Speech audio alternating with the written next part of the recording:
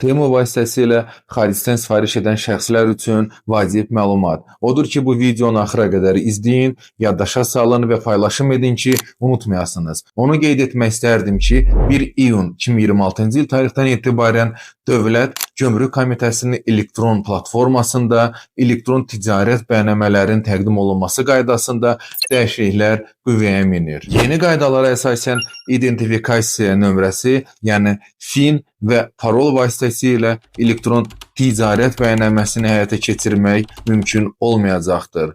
Bundan sonra, yəni 1 iyun 2026-cı il tarixdən etibarən vətəndaş 3 növ üsuldan istifadə edə bilər.